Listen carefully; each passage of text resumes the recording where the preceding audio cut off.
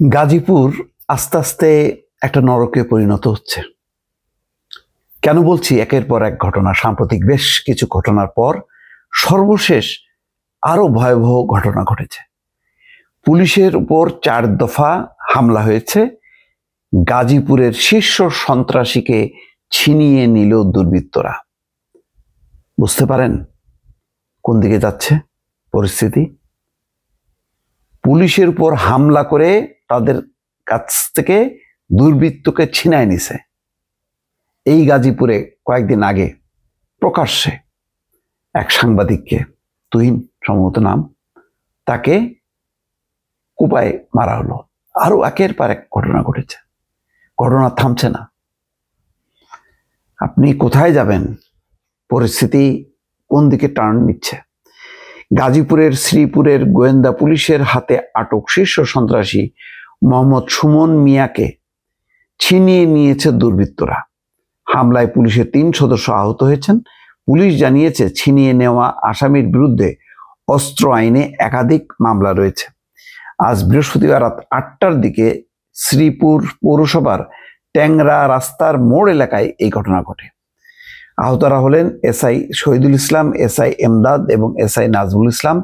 সুমন মিয়া উপজেলা বর্মি ইউনিয়নের পাঠানটেক গ্রামের মুসলিম উদ্দিন ছেলে। তার বিরুদ্ধে জেলার বিভিন্ন থানায় অস্ত্র আইনে একাধিক মামলা রয়েছে।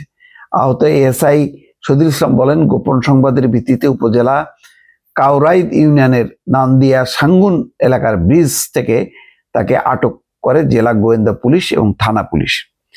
এই সময় আসামিকে গাড়িতে উঠিয়ে রওনা হলে দুর্বৃত্তরা প্রথমে বর্মি এলাকায় হামলা চালিয়ে ছিনিয়ে নেওয়ার চেষ্টা করে। এরপর 7 খামাইর, পরবর্তীতে সিসিডিবি পর্যায়ক্রমে ট্যাংরা ডিবার পার হবার পর এলাকায় আবারও হামলা চালিয়ে ছিনিয়ে নেওয়ার চেষ্টা করে। সবশেষ শ্রীপুর ট্যাংরা রাস্তা মোড় এলাকায় পুলিশকে মারধর করে আসামিকে ছিনিয়ে নিয়ে যায়।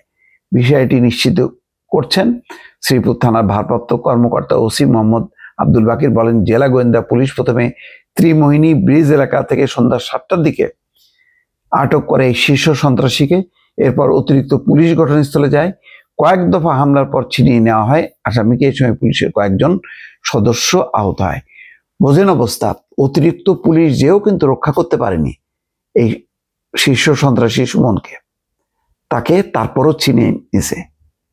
এরপরে আর আইন শৃঙ্খলা বলে কিছু থাকবে? ওই গাজীপুর এলাকার সিসকে মাস্তানরা, চোর ছেচোররাও তো এখন সেখানে বিভীষিকাময় একটা পরিস্থিতি তৈরি করবে। ওই এলাকার লক্ষ লক্ষ মানুষ, তাদের জীবনের নিরাপত্তা কোথায়? ব্যবসা বাণিজ্য, মানুষের জনজীবন সব তো জিম্মি হয়ে যাবে যখন এইরকম একটা ঘটনা ঘটতে পারে। এবং অতিরিক্ত পুলিশ যেও যখন নাকি রক্ষা করতে পারে না পুলিশকে এবং সেই আসামিকে তাদের হাতের মধ্যে রাখতে পারে না, কবজায় রাখতে পারে না, এরপর আর কি অবস্থা হবে গাজীপুরের? এটা কি শুধু গাজীপুরের? সকল জায়গায় আজকে দেখেন, সেই দিনাজপুরে একই ঘটনা। পুলিশ ফেল, পরে আর্মি যে কোনো রকমের ঠেকনা দিছে, কিন্তু সেই আনন্দ মহল নাকি জানি, সেই আনন্দ রিসোর্ট তসনস, সেখানে একটা দরবার শরীফ ও মানে জ্বালায় দেওয়া হলো। মবের কাছে তো পারছে না, সংঘবদ্ধ, তাদের পেছনে আবার জনতাও আছে। সেখানে আবার তহিদি জনতা নামে, কোথাও জুলাই যোদ্ধা নামে। আজকে দেখেন সেই মব তৈরি করা হলো ঢাকা রিপোর্টার্স ইউনিটিতে। একটা মুক্তিযোদ্ধাদের, প্রবীণ মুক্তিযোদ্ধাদের, বয়স্ক মানুষজন, সুশীল সমাজের প্রতিনিধি, তারা একটা গোল টেবিল বৈঠক করছিল, সেখানে হামলা চালানো হলো এবং উল্টা সন্ত্রাস বিরোধী আইনে তাদেরকে আবার গ্রেপ্তারও দেখানো হলো। আপনি কিভাবে ঠেকাবেন? মবের কাছে তো সবাই হেরে যাচ্ছে। পুলিশ প্রশাসন, সেনাবাহিনী যে কোনো রকমের ঠেকনা দিচ্ছে। এভাবে চলবে? ভালো থাকবেন। আল্লাহ হাফেজ।